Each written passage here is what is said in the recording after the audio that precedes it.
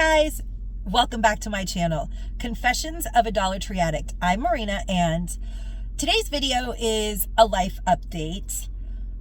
For those of you who follow my content, you know that I have been on a breast cancer journey since July. Currently, I only have cancer cells left in my lymph nodes, thank goodness. There are no cells of that sort left in my actual breasts. And for those of you who follow my content, you actually probably already know that. Now, what is the life update part is that today, as I'm recording this, it's Wednesday. It was a snow day. Actually, I think they had a 2-hour delay for school. I'm going to give you guys a little bit of what's been going on. My son has been sick since Christmas. We both got sick. I got better. He didn't. And he went to school. Then he ended up coming home. And then he went to school again. And then he ended up coming home. And we went to urgent care and then several doctors. And I was starting to get really nervous because I'm like, whoa, I'm feeling better. And my son is getting sick. What's going on here? And then after he got a bunch of blood tests, a nurse practitioner called me up over the phone and told me that they wanted him to see a specialist because they were afraid that he had leukemia. At which point I almost lost my freaking mind. I mean, literally, I almost lost my mind. I thought I was going to faint, lose my mind, wake up from that, and lose my mind all over again. And I went crazy on the phone and I was like, get me the doctor. I don't want to talk to you. No offense. I need my son's pediatrician. And I need an appointment immediately. I have breast cancer scheduled on Valentine's Day, which is in a couple of days, by the way, from the day that I'm recording this, which is Wednesday. Valentine's Day is Friday.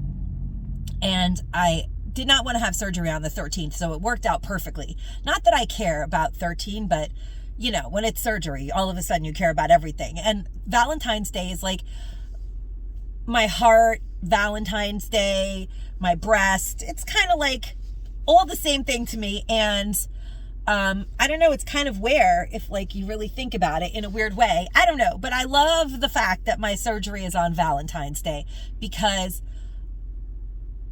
let it all be joy. That's how it all started months and months ago, before John even passed away, before I was even told that I had this going on with me.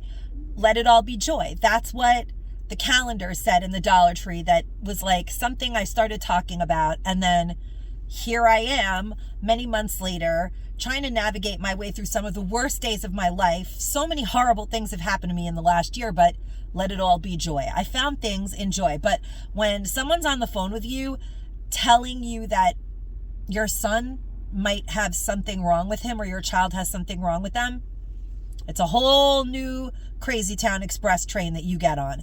And thankfully, I was able to get an appointment with a specialist because I pretty much put hell on earth until I got one. And we went, and he does not have leukemia. Thank every good thing on this planet that we live in. Thank all of it. Thank all goodness, every drop of God there is, and all good things all at once. Because I was losing it. But he does have something called hematochromatosis. I'm going to have to put it. I can never remember these things, you guys. Hematochromatosis, I think, but I'll put it here so you guys know.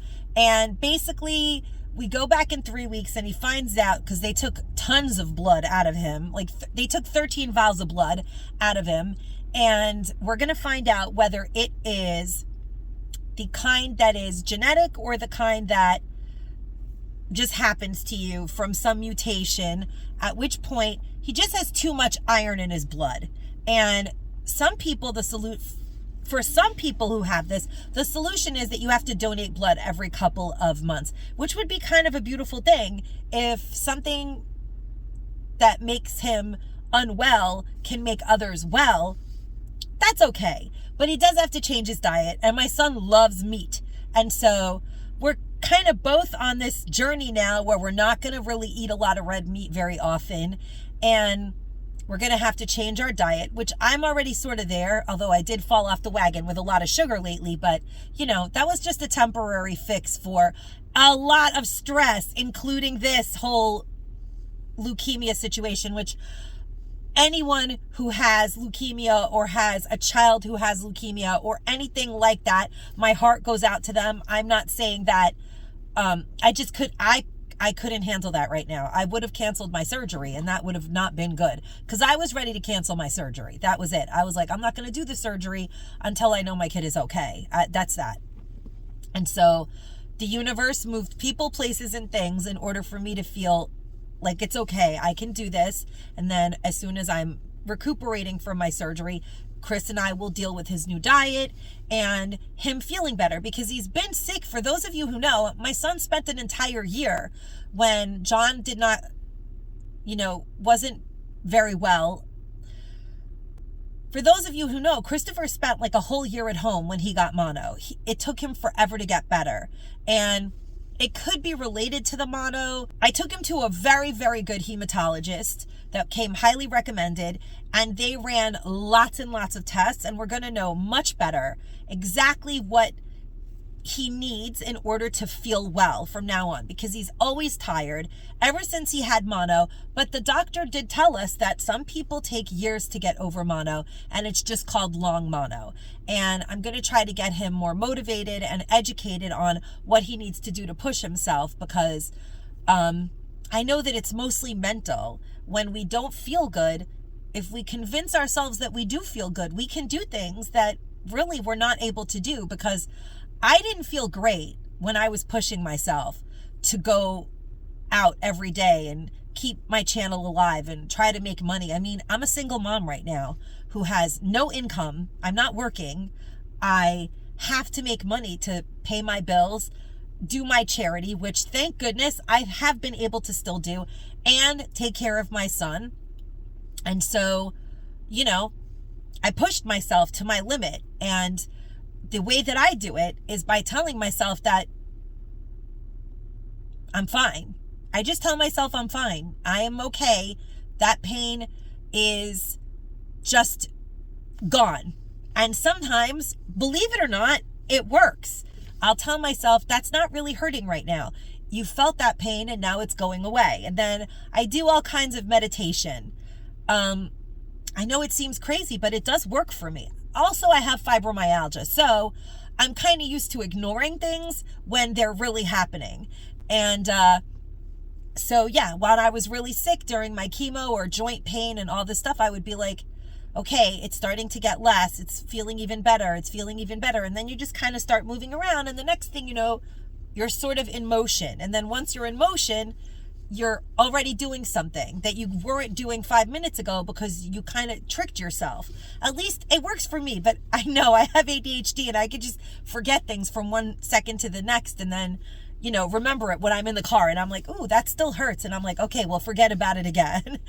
It seems crazy, but for me, it does work. And honestly, I have to try to get Chris to motivate himself to push through this real exhaustion that he's experiencing, because sometimes people who get mono, I do have the Epstein-Barr marker from when I got mono, but it is what it is. Thank God for my ADHD. My ADHD is like a tightly wound rubber band. There's nothing I could do about it. So it always slingshots me into the future, and that's all there is to it. And although my son has ADHD, he has kind of like a different sort of ADHD where he spaces out more than I do, and he fixates on things. And the thing is that right now, he's a genius. Like, he's so intelligent. I mean, he's so intelligent. He manages to do really well in school, but when you can't get to school, you're not going to do well in school. And so it's his last year, and I really wanted him to enjoy his last year in school. And there have been so many hardships that even though I have surgery on Friday, all I can think about is I just want my son to enjoy his senior year and build on it and pick a good college and plan for a fun and, fulfilling future, because I was too sick to really be there the last couple of months. I did the best that I could, but I really was really sick, and I was trying to keep a roof over our heads. And so right now, I feel great, to be honest with you guys. I feel terrible saying that, because I still have shitty, stupid C cells in my body. But feel really good. I just can't wait to get my life back on track.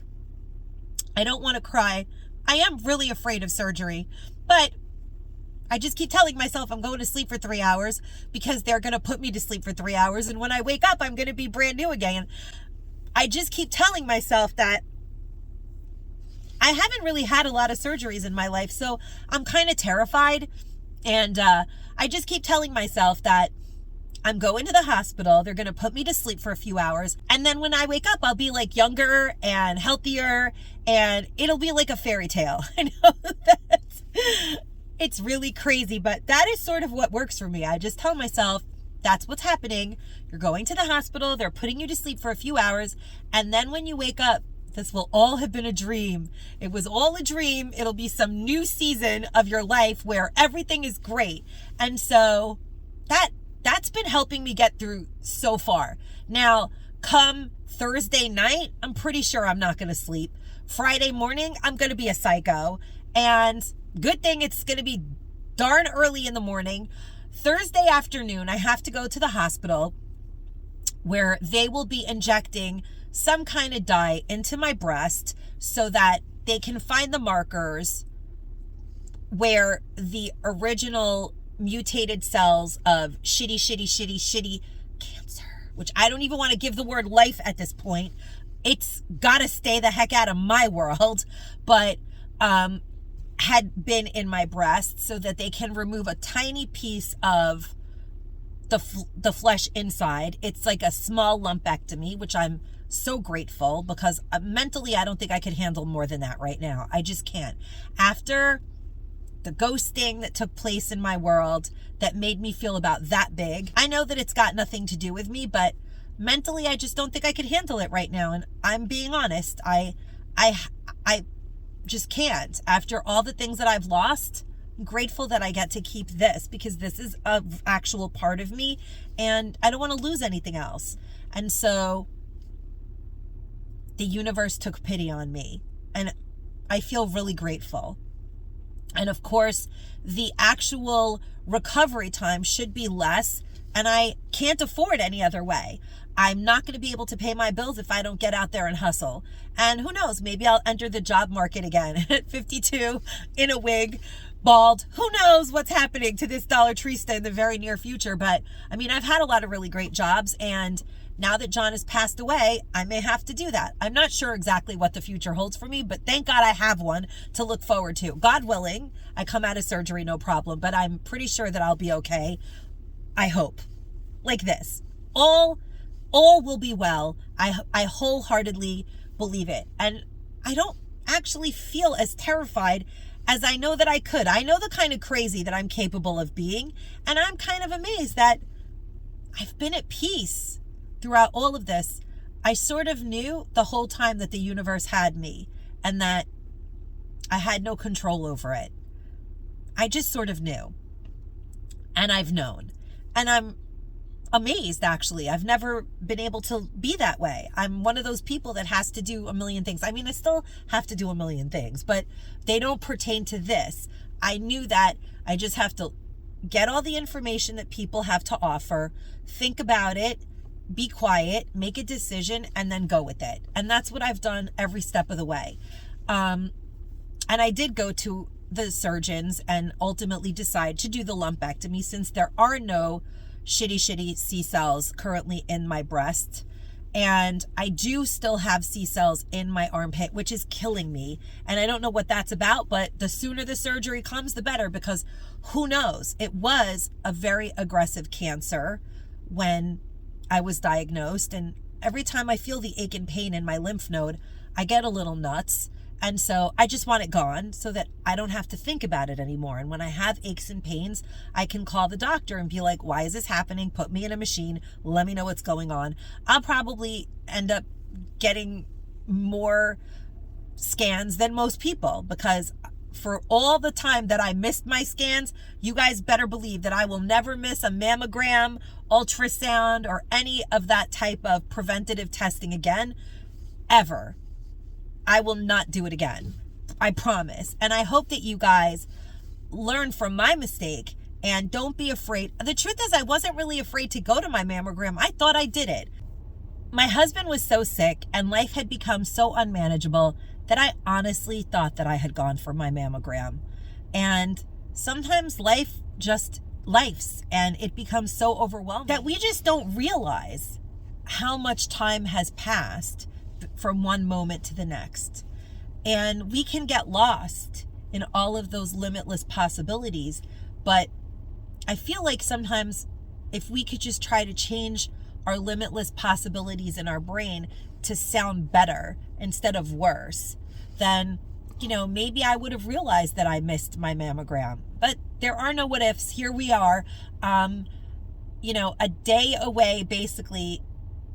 I guess it is a day. Today is Wednesday, Thursday, and then Friday I'll already be in surgery. So I'm a day and a half away from being under anesthesia, which is my magical sleep potion to youth and the past. Who knows? I'm going to wake up and be all new again. And at least I'll have some peace of mind that it's out of my body and I can begin to take steps to eat as healthy as I can and help my son follow his new eating regimen so that he can also feel better energized with less iron. He cannot have red meat all the time. My son just loves to eat red meat. He is a carnivore, and that is not the diet for him. And so we're going to do research and we're going to travel on this new journey together, he and I. Thank God that we get to do that together.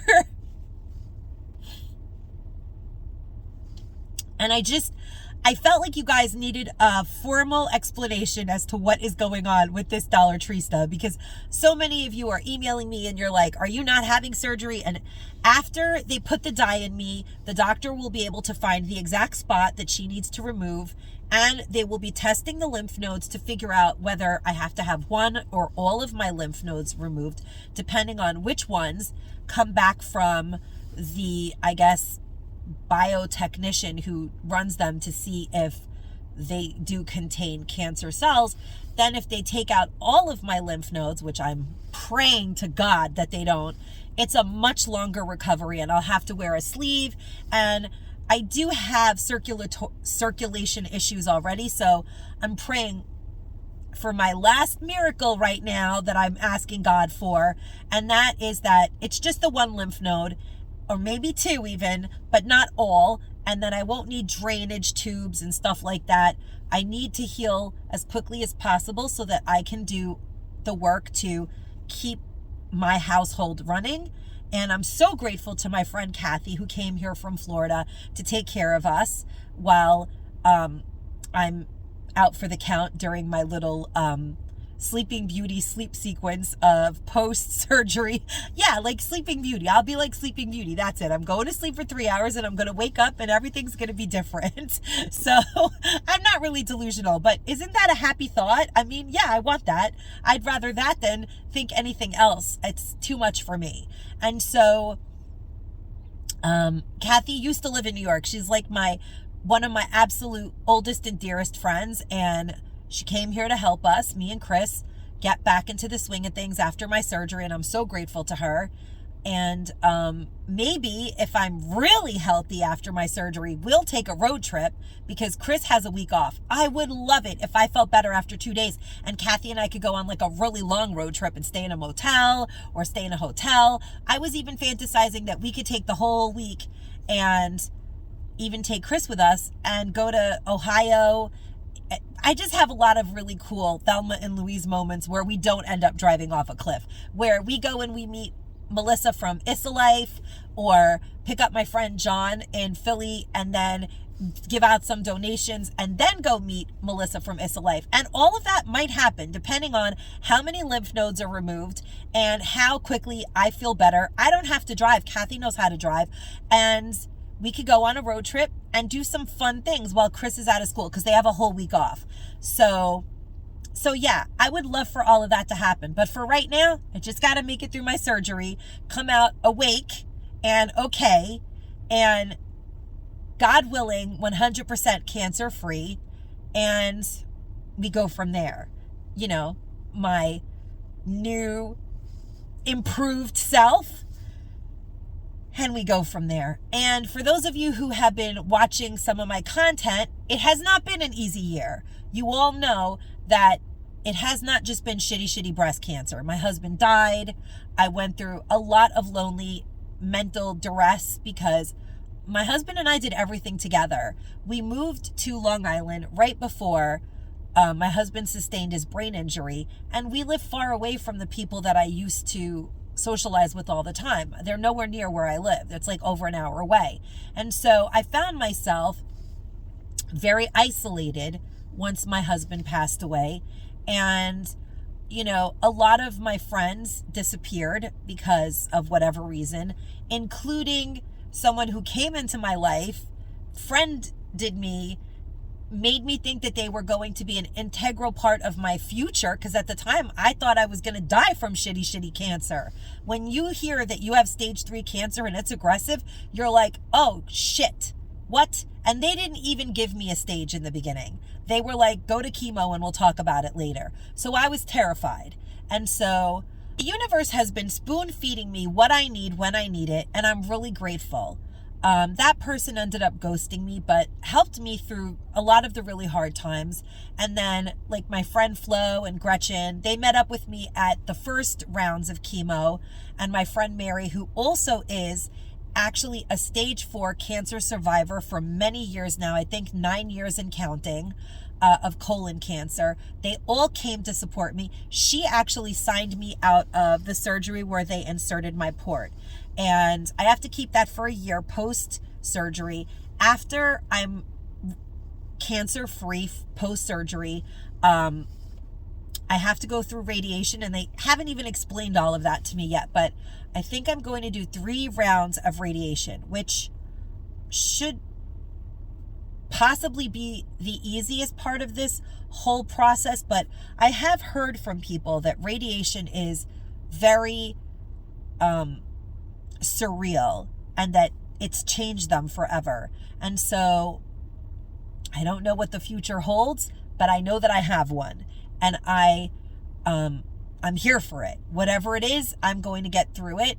And I'm so grateful to all of you for having been here every step of the way with me. So many people that are in this community have been through cancer, are currently battling cancers of all types, or have autoimmune diseases and struggle every day to leave your homes, or suffer from mental health, any medical issues that cause you to not be able to live the life that you want. I'm so grateful if you're here so that we can all support each other. And I kind of love that about this community. There are people who have diagnoses of things, and there are people who suffer silently from scars of their past, present, or things that they don't even realize they're suffering from yet mentally. And all of those things keep us from living a life of our own design.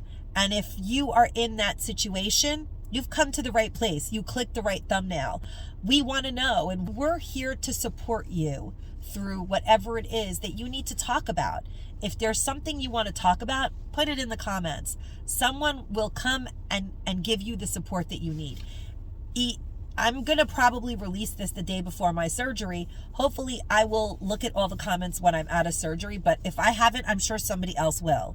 And I want to thank all of the people who are content creators. There's just a small handful of them. Let's be serious, because most of the YouTube community of people act like I don't exist, like my husband didn't die, and like I didn't have cancer. And you know what? In the real world, when you're part of a community of anything and someone in your community has fallen, you turn around and pick them up. But that's why I like to mention that you turn around and you pick them up, because that's how I was raised.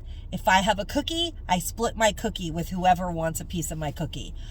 That's just me. That's my personality. That is, I guess, why I chose to run a nonprofit organization and use so much of my own personal income to help those in need.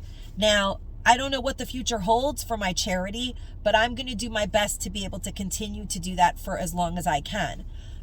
And I guess not everyone's like that, because some people, they act as though they're so philanthropic, but yet if you see that someone is on their knees and you just ignore them and keep walking, what does that say about you? I don't want to harp on it, but I do have to say that being part of the Dollar Tree hauling community may not be something that I do forever, because having survived becoming a widow, suffering in silence, and then going through chemo and shitty breast cancer, not many people stopped to help me get back on my feet. Not many. In fact, many walked away.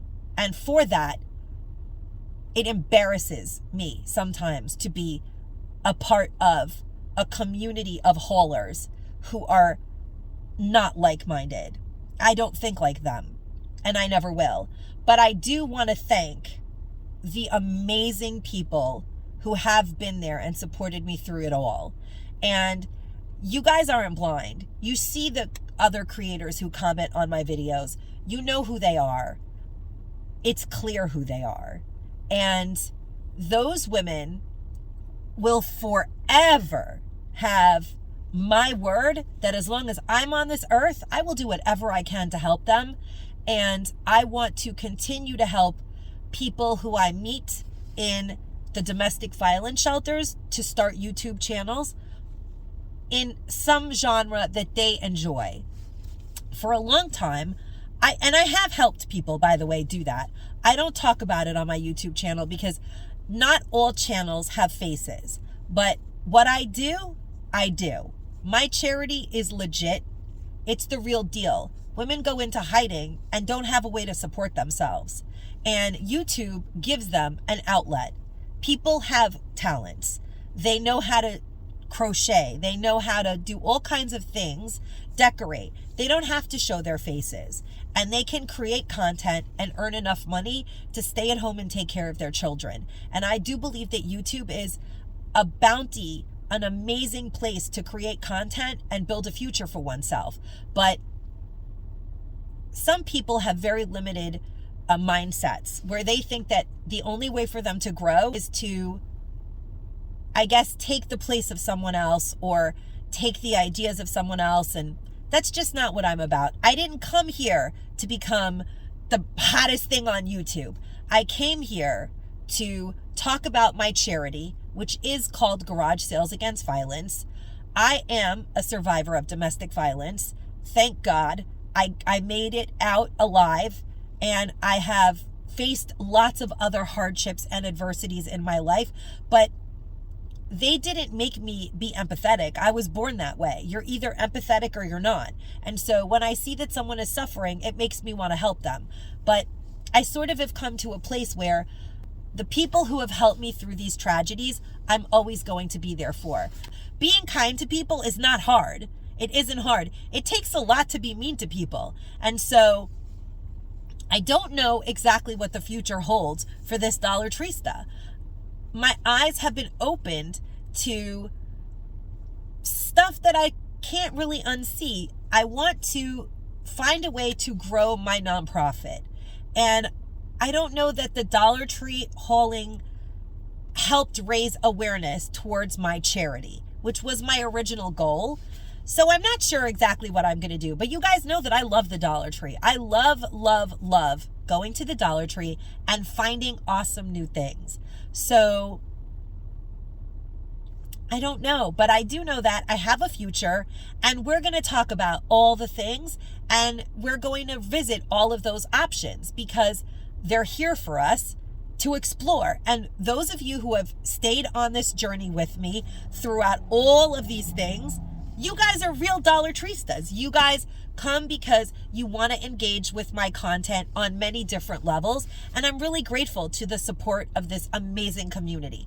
I would never have made it this far without all of you guys praying for me and wishing me well and wishing my son well and wishing my husband well when he wasn't well. And unfortunately, his journey in traveling with me on this path ended. But that doesn't mean that I forgot how kind so many people were when they came to my defense, having to defend myself at times to people who were misrepresenting what was going on in my home. My husband was sick for a long time, and we were doing the best that we could under all the circumstances. At the end of the day, this platform has given me so much support to be able to be proud of what I do, because I have helped so many people in the 13 to 12 and a half years that I have run my nonprofit organization. Actually, I think it's more than that. I never keep track of things, guys. I think it's more like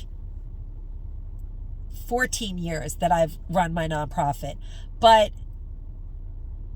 that's what really matters to me, is being able to continue to help others. And by putting videos out like this, sometimes it does help people. I released a video recently on ghosting, and so many people sent me emails telling me their stories and telling me that they didn't want to say anything to anyone because they felt like it was their fault and they were ashamed of themselves. At first, I thought my cancer was my fault. You know what? Some people were just programmed that way, to be like, it's my fault, or I'm sorry. But you know what? A really awesome nurse recently told me that you got cancer because you got bad luck. You got the short straw. That's it. That's what happens. And I kind of liked the way she said it to me. She was like, I had breast cancer. I was unlucky. You were unlucky. It could happen to anybody. It's the slightest mutation. And that made me start worrying about talc. So that's like a whole other talc talk. Never mind TED Talk. We're going to be having the talc talk in the future, guys. But for now, Friday morning, super early, me and my dyed veins will be going to the hospital to undergo anesthesia and surgery, and coming out the other end, a whole new me. And I don't know what the future holds, but hopefully you guys will be here with me to welcome whatever that is into the forward journey of my life.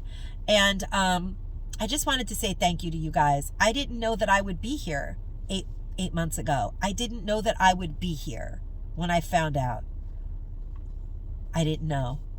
And anything can be traveled when we take it one day at a time. Oh, because I'm sober too. So one day at a time, that was like a lesson I had to learn a long time ago. But I have been taking it one day at a time. Maybe speedy, but still one day at a time, you guys. And so we're there. 1.5 days from now is surgery day. And so that's it, guys. And then we'll deal with radiation and whatever else. But for now, that's it. I just thought you guys had a right to know where I'm at. And I hope that you guys share where you're at in those comments down below about anything and everything that burdens you today. And we will all try to support you through it. Stay safe and stay savvy, my friends. Bye-bye.